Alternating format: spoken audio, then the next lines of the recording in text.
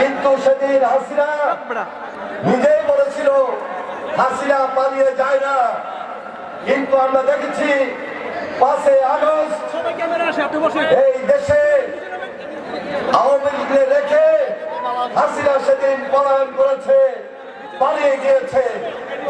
আজকে হাসিনা পালিয়ে গেল, হাসিনার সাংবাদিকরা, হাসিনার প্রেতাত্মারা এই বাংলাদেশে আছে।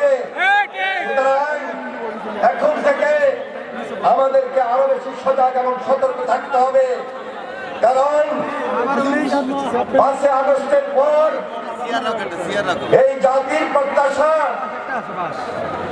এই অন্তর্বর্তীকালীন সরকারের প্রতি যে অবিলম্বে একটা সুস্থ স্বাভাবিক নির্বাচনের মধ্য দিয়ে এই দেশের জনগণের সরকার প্রতিষ্ঠিত করা।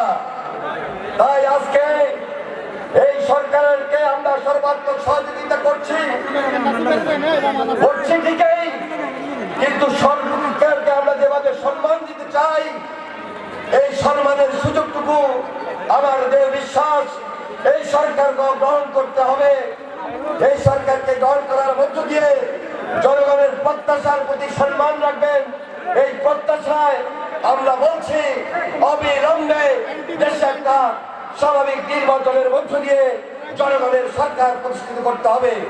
আর আপনারা জানেন আগামী দিনে আমরা